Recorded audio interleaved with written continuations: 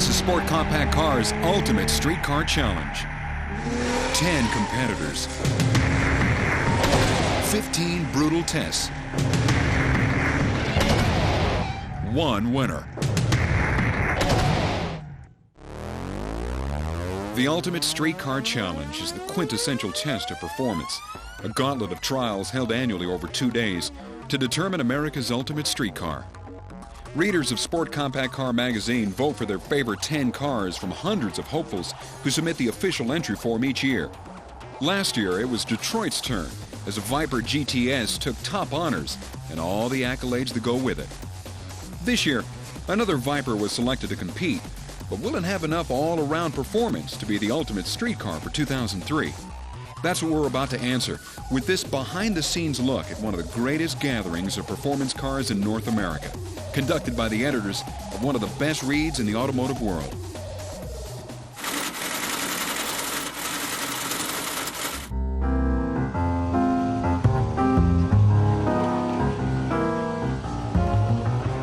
It was burgers and fries for everyone before the competition turned ugly. Too fast, too furious right now. Bacon cheeseburger and chili cheese fries. The Ultimate Street Car Challenge is about performance. We gather 10 of the country's greatest cars that guys have put their life, soul, and a ton of money into, and we take them to the track and the dyno, we drive them around, and we find out which is the best car in the country for 2003. There aren't any front-wheel drive cars because the fact is when you start getting into extremely powerful cars, 500, 600, 700 horsepower, front-wheel drive starts to really show problems. It can't get the power to the ground. So, any car that's going to be able to compete at this level, which is an extreme level of performance, all 10 of these cars these are the fastest cars in the country. You either need rear-wheel drive for the appropriate weight transfer or all-wheel drive, which is getting more and more popular. I think about half the field this year is all-wheel drive. This year's competitors are a 2003 supercharged 350Z, an air-to-air intercooler, Hotchkiss coilover suspension, and Brembo 4-piston calipers. A 1994 Supra Turbo with a Greddy turbocharger and intercooler, HKS engine management, and a quick-time performance exhaust cutout to control back pressure and turbo spooling. A 2003 Ultima GTR with a BMW V12 power plant, Porsche 996 6-speed, and Alcon 4-piston calipers.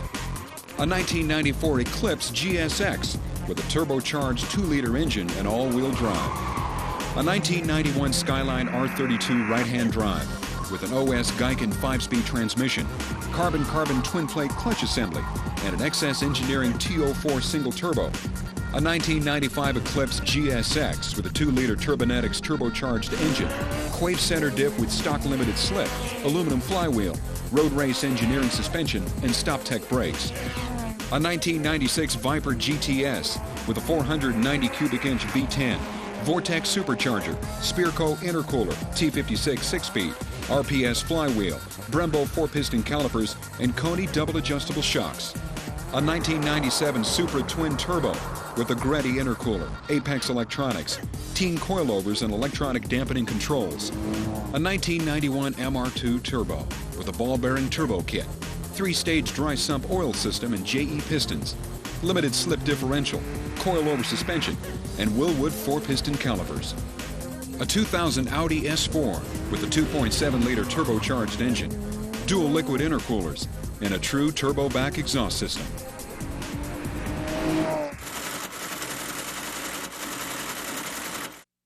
Day 1. The editors of Sport Compact Car came up with a simple scoring system. 10 points for just showing your face, zip for not, and another 100 points for being top dog. The rest of the field is awarded points on a mathematical curve.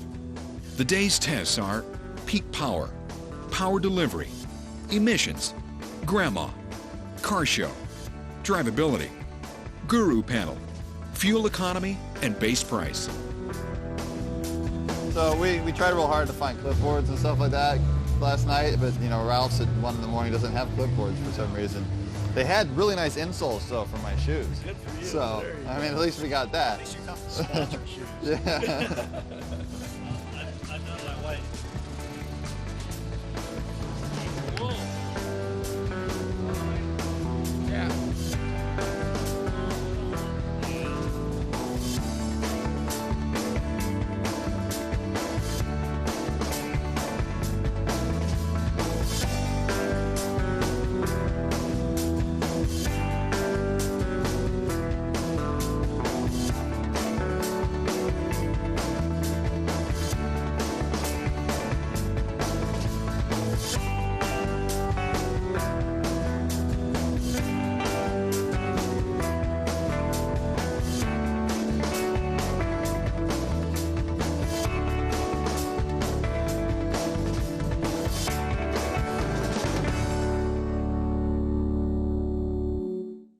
First, the Nitto tire dyno test.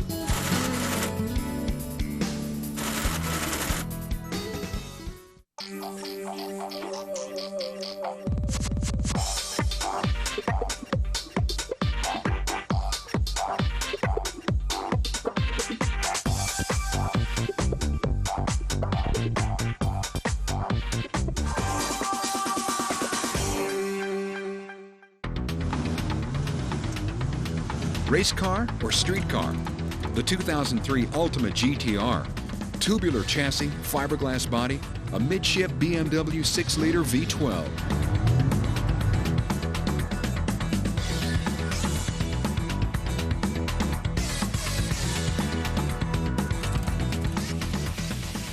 Look at me and nod when you're ready. When you nod, I'm gonna hit the green button. Okay. When you see me hit the green button, I'm at it, you're ready to go. Okay. All right?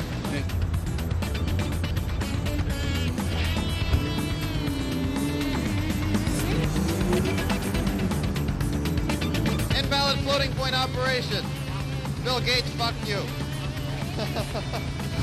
Other than Bill Gates, he also had the parking brake on.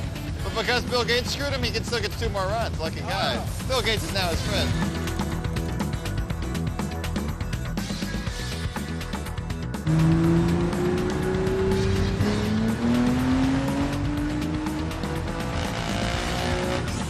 That's good for 408.6 horsepower at the wheels. I've always wanted an Ultimate, but they're just a little pricey. Plus it's a race car, it's not a street car. Let's be real. It's a kit car, that's all it is. It's a Toyota 3S GT, fully built, running about 30 pounds of boost. Should make about 500 at the wheels, give or take. The challenge was open to everyone, including something as affordable as a 91 MR2 Turbo. The midship MR2 pulled a more than respectable 483 horsepower. It's still breaking up on the top. Yeah, see, at high RPM, it's still falling apart. There's some ignition problem, it looks like. So no, I mean, this curve should smoothly keep going out like this. He's losing out on a lot. He's probably losing out on 50 horsepower and peak power and a lot of power delivery. All this area here, he should be added into his power delivery score, and it's not going to be. Is that the engine or is it the cable? Oh, that's not the dyno. That's actually the engine. One competitor is threatening the import's domination at the event. It's Detroit's supercar, the Viper GTS.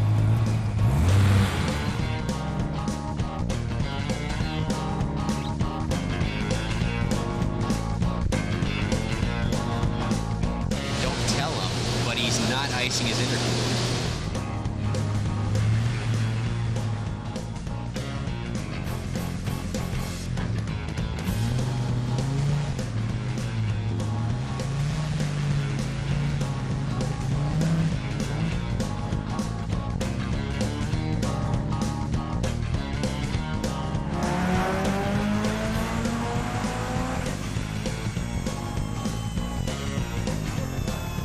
I guess 775. It's a record-setting dyno pull for the event. 842, 805 torque. 805. 842 horsepower, 805 foot-pounds of torque.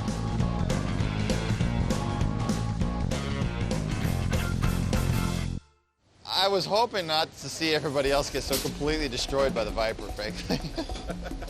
We grade everything on a curve here. It's all on a 10 to 110 point scale, and the scale is based on the distance from the highest power to the lowest power. This guy just blew the curve. 842 horsepower just destroyed everybody.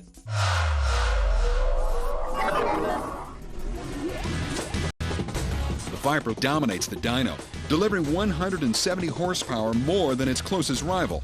The MR2 misfires at high RPM, but the staggering 9800 redline makes for a wide power band, placing it 4th in power delivery, despite placing only 5th on peak power.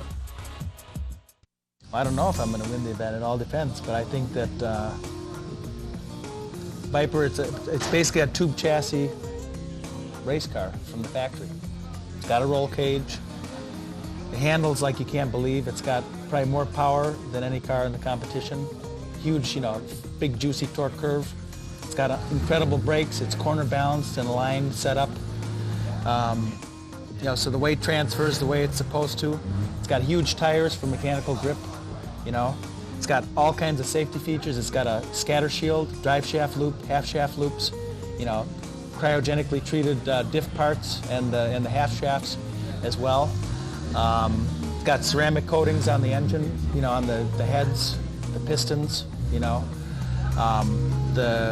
exhaust, the headers are coated inside and out with jet hot. I mean, supposedly it's supposed to make a lot of power, but I don't believe any of that shit.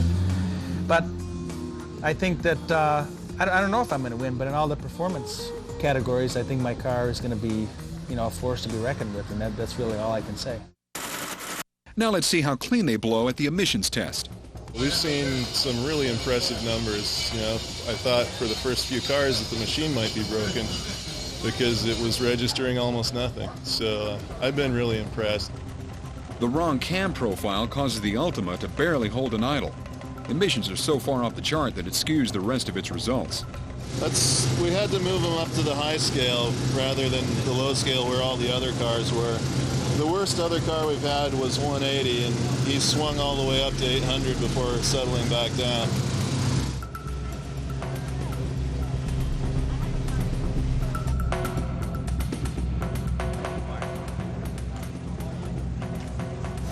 Wow, that's not very flagrant at all, is it? No, not too bad.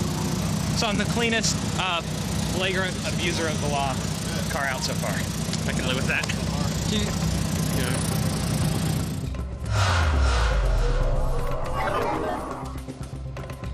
No surprises here. The newest, lowest horsepower car, the Nissan 350Z, blows the cleanest out the pipe. I feel that I have a very good car that's very well-rounded, that it's very drivable, very decent horsepower.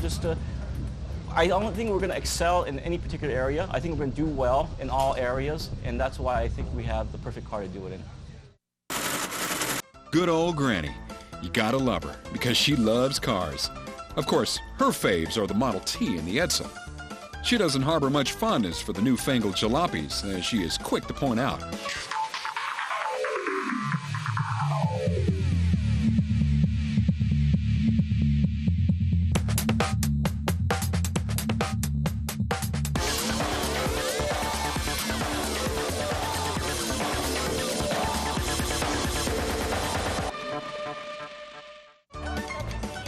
Still, she has standards on what tickles her fancy and what breaks her colostomy bag. So Granny's the gal for this test. All right, now that's not gonna work. Try left foot in first. Go ahead, Granny. Okay.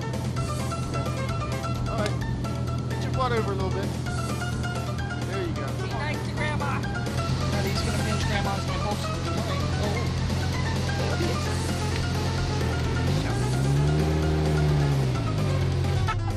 The young man behind us is very upset with you. Intolerance. I tell you, he must know you're Canadian. You ever had gin in my Lanta? But of course. Woo! I think you should have a couple more before we go. Oh, I'm saving it, baby. Okay, dear, I'm ready. All right. Okay. Oh, look. Should we close the... Yeah, there you go. Oh, I like this. This is nice. Very private for me. Yes, exactly. Okay, dear. We can go now. Oh, should we close the door for you? Sure.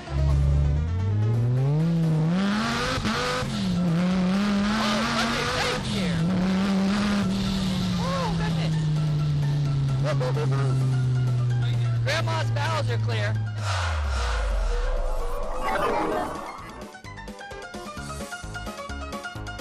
The 97 Supra wins the Grandma test, and that gives it 110 points. Cars that could kick my ass out here. Potentially, the Skyline looks intimidating. It's got some really sticky tires. I'm a handling guy. I'm not a high horsepower guy. I'm fast through turns. So a car that can stick and a car that can turn, an all-wheel drive car, that sounds pretty intimidating. A lot of polish work, we all did ourselves. Radiator panels in the front, some custom carbon fiber under the hood, some cover panels, neon light under the hood. What suspension? Oh, suspension, we're running a custom Ibach spring rates. We're running AGX shocks in the front, and we're running stock. It's polish and shine time at the Black Magic Car Show. Points rack up in separate categories of aesthetics and audio innovation.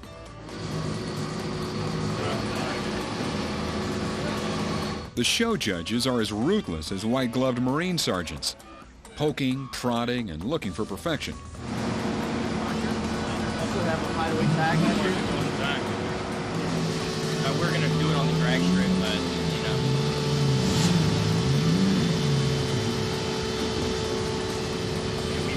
You're icing her down. Some people are really excited by the car show.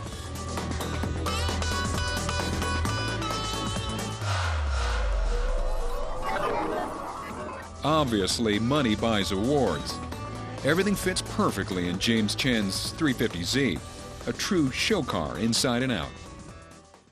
I think I'm going to win this competition because I have the most well-rounded car. I have an engine that makes over 500 horsepower, revs to 10,000 RPM. I've got it's set up for road racing.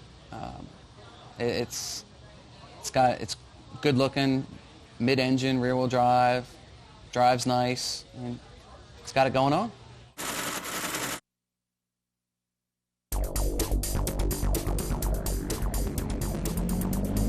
The ADR Wheels drivability test puts the cars through real-world driving scenarios.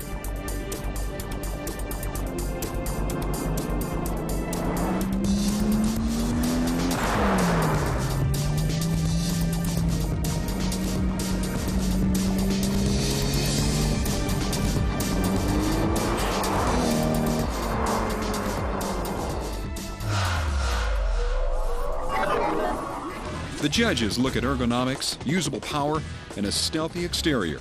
Victory goes to the 97 Supra as the definitive sleeper. I've subscribed to Sport Compact car for several years now, and since I've bought the Mitsubishi Eclipse, I've always built it to street specifications, and the car was originally modified for the drag strip, but since I've entered this competition, we had to modify it so it can do well, and overall, not just only at the drag strip or horsepower, we also had to work on the suspension, brakes, and as well as other components just to be all-around competition.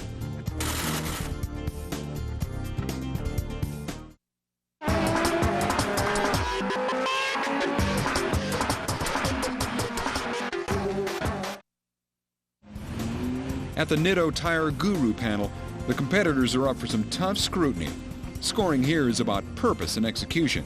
Mediocre ideas done well count for more than good ideas done poorly.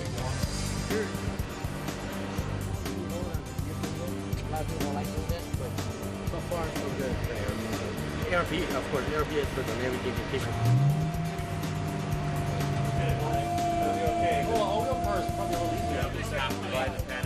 So you weld the straight stuck together. Sent to that water radiator. That's a water radiator of an R100 Mazda. It's aluminum, and each stage of the dry sump is kept separate there, so that deaerates and cools the oil. Because the V12 makes so much heat, we decided to put in. Here's Jeff Chichov of the Progress Group on the Ultima. The competition was, the vehicles were rolling in, and when we saw the Ultima the perception of a kit car was the first thing that entered our mind from 100 feet away.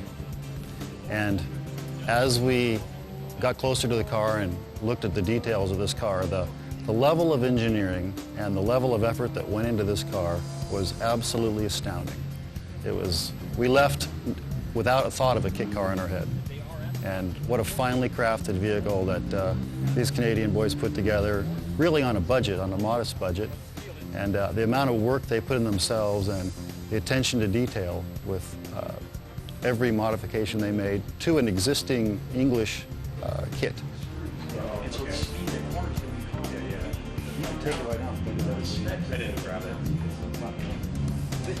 Here's Jay Kavanaugh of Garrett on the MR2. I was surprised to see the MR2. It is an older car. It's a 1991 second-gen MR2, which you don't see a lot of these days. This one was impressive for a number of reasons, particularly because, well, most importantly, the owner did most of the work himself. Actually, he did all the work himself. He dry sumped the block. The thing revs to 11,000 RPM. He created a main bearing web, did extensive work on the engine, and really in every aspect of the car, the owner did all the work. So it was really, really great to see that type of dedication to the vehicle. Here's Mike Kent on the first generation Eclipse. On the 1G Eclipse, it was a fantastic engineering job by the owner, who did a lot of the work. It was designed to be a street car, and it was built to be a street car. He only changed what really needed to be changed, and he did a very good job at that. A lot of the parts where he could have spent a ton more money, he didn't. In fact, he had a lot of parts that he had purchased that weren't on the car because they didn't do what he needed to do, and they just more got in the way than improved the ride. The red Supra, I think it had some decent stuff on it. It was a little glitzy for me with all the monitors and screens and things like that it had on it. It tried to be a serious car, but then that kind of took away from the seriousness of the car.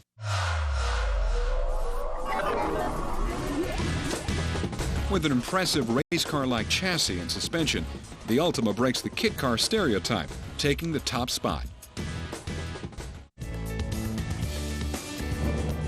A miscalculation of ignition timing causing premature detonation on the dyno blows the head gasket and any chance of the MR2 continuing. So it's farewell to the MR2. 1 down, 9 to go. I chose a V12 because I've always liked the smoothness of a V12. When I was quite young, I drove a V12 E-Type.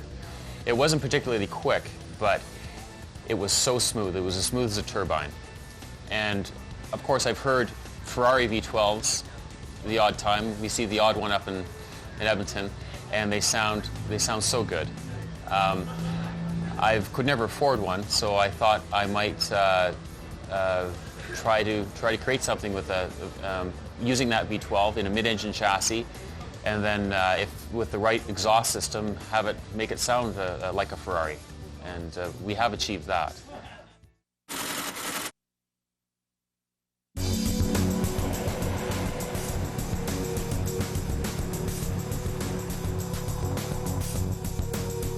Heading out on a tortuous 72-mile route, the competitors are tempted to drive hard, but the need to conserve fuel and score points is greater. Judges are expecting strategies like drafting, coasting downhill with engines off, and anything to conserve fuel.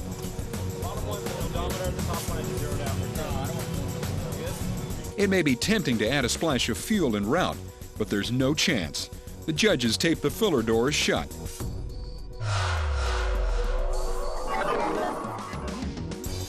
The Skyline goes for an extra 10 points, a bonus to any of the competitors filling up with 91-octane pump gas.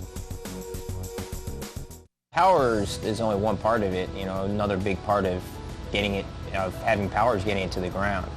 And with the Skyline, we're all-wheel drive. We stuff more tire underneath this R32 than we've ever put underneath an R32. We've got a good amount of horsepower. We've got the suspension in the car. We've tested the car. And we've done actually quite a bit of testing, which we think is more important than anything else, is going out and actually testing the car. What do I really think of the Viper?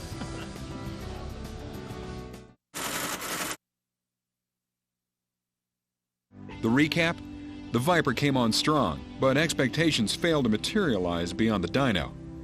Detroit's Goliath must dominate the track, or the imports will send it home with its push rods between its tail.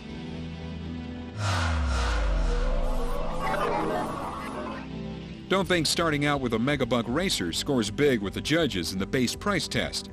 The car with the cheapest factory base price has the most to gain. The green stealthy Supra came out of left field to win several critical tests. At the end of the day, a 1991 Skyline R32 surprised everyone by racking up the most points.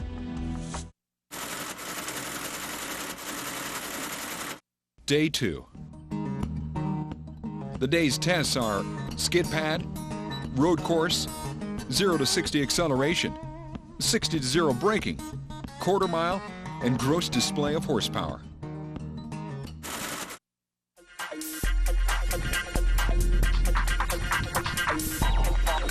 For many of the competitors, the night was spent making last-minute changes for the track tests. Some, though, are still trying to figure out what works and what doesn't.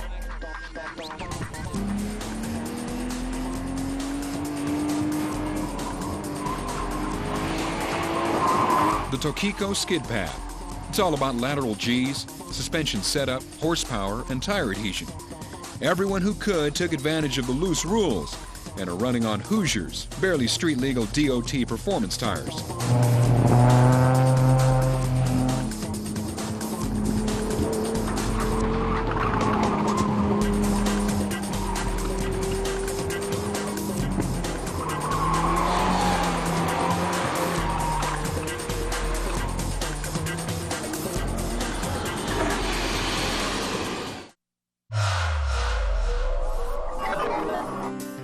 At the 200-foot skid pad, only one of the 9 remaining competitors is unable to pull a G. With perfect balance, the Ultima, a race car with a license plate, takes the top spot. If I had to pick a car that would probably kick our ass, I'd probably have to pick the Skyline, simply because it's all-wheel drive. And on the drag strip, we're going to be severely traction limited. With their all-wheel drive system, I think they're going to be able to come out of the hole and run some really good times. The attraction of competition, especially the Ultimate Street Car Challenge, I think is just putting your money where your mouth is. I mean, there's a lot of guys that talk, and you know, now these days on the internet, everywhere, everybody can brag about what they have, but competition's kind of, just put it on the line, see what you got. You break, well, you break. If you win, but at least you're there to show what you have.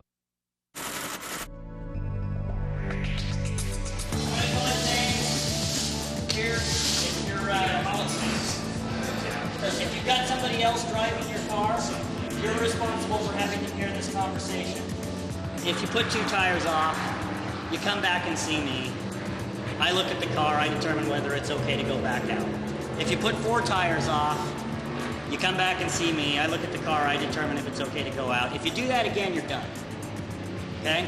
Last year we had cars going off. My publisher's coming up to me going, somebody's gonna die. I don't want anyone to die. All right? And even the 2 tire off thing is serious. Most of you guys are on Hoosiers, which aren't really tires. You can't really go over rocks. Yeah, but what you need to understand is that the road course you're following is this, and it's marked out on a course that looks like this. So your first couple laps need to be slow behind Mitch to really learn where to go before you unleash your 900 horsepower.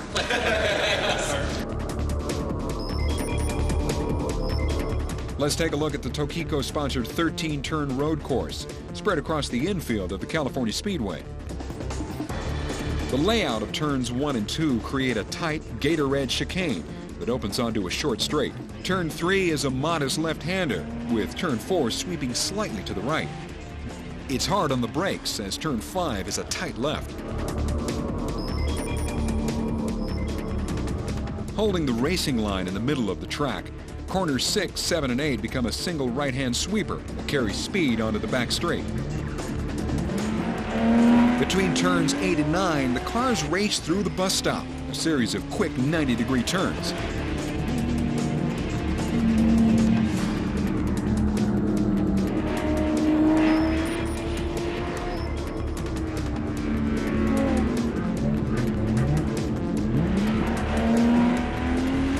Through turns 9 and 10, it's flat out. Turn 11 is a decreasing radius and is difficult at best.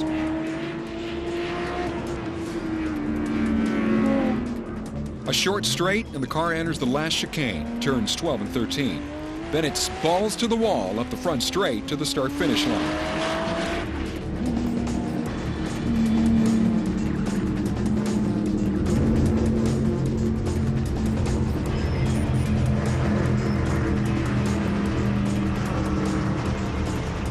A practice session prior to the time trials offers the competitors a chance to familiarize themselves with the twisty course. However, some push their luck, which could quickly call an end to their day. We just pulled this turbo out of the green car, and we got to put it in Scott's car, and we got about 30 minutes before the next event. You know the camera adds 10 pounds, right? I need 14s or fucking 9/16ths or something. Fucking 2 more fucking pairs of pliers. Whoa. Oh, my bad, sorry. Don't worry about it. It's a 12. Oh, son of a bitch. That's what I get for not graduating. Can I get 12? Here's where handling and power come together. The editors are looking for the fastest laps.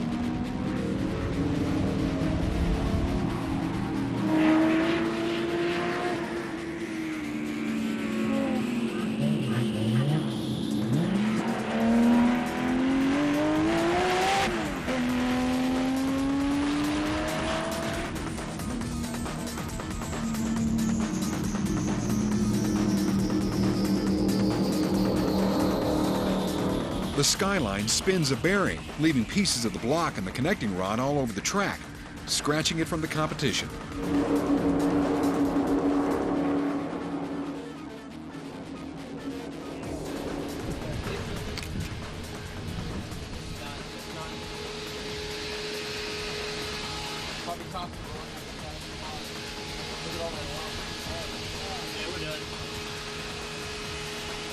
Two down, 8 to go. Fucking blew up a piece of the block. Cast iron block, aluminum oil pan, dipstick on the floor. He left the oil streak for about 150 yards. With its raw power, the Viper could have easily been the hero, but as the dust settles at the road course, the 350Z continues to pile on the points.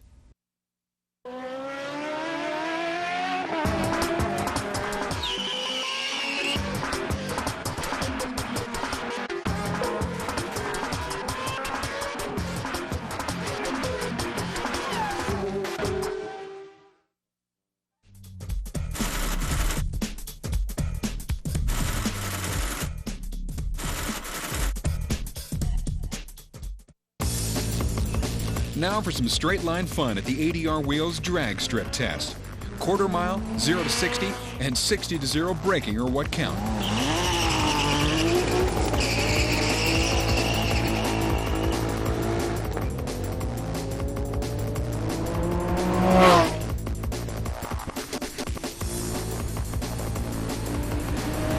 The ultimate bad boy from Detroit.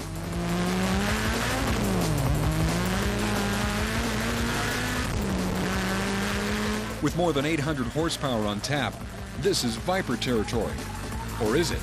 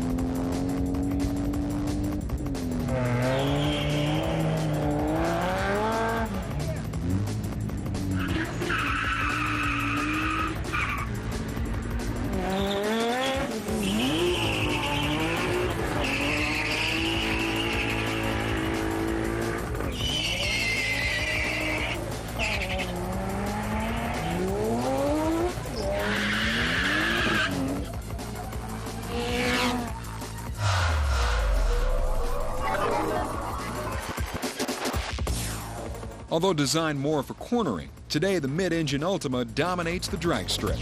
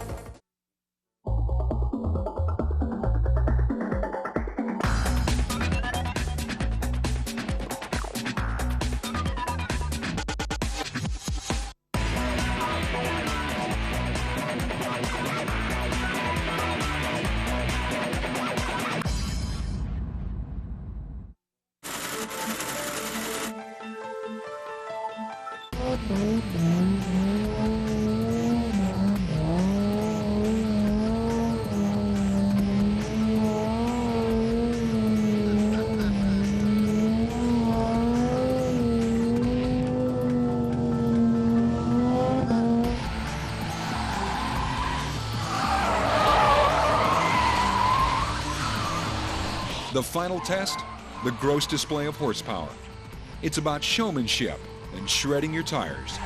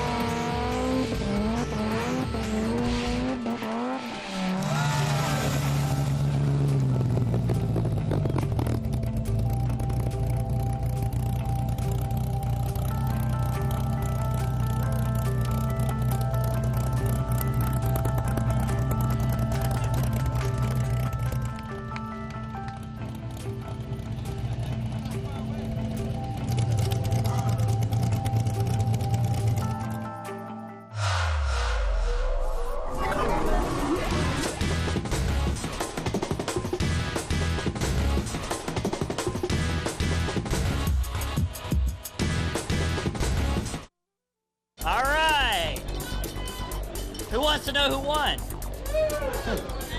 For the Viper, this time it wasn't a stone that felled Goliath, it was a horde of capable imports.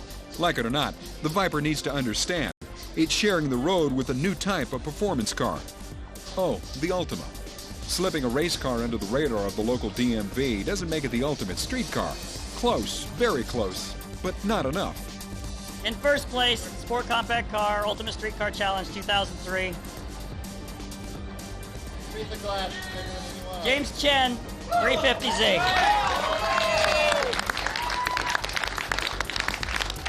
That's two. I know. That's two. I know. Flash and dash. Who would have guessed that the ultimate street car for 2003 would be the Nissan 350Z? That's how the points stacked up. It wasn't first in every test, but it was right there, scoring high enough to put it at the top of the podium. See you next time at the Ultimate Street Car Challenge. Thank you. For more information about the Ultimate Street Car Challenge, log on to sportcompactcarweb.com or pick up the latest issue of Sport Compact Car magazine at the newsstand.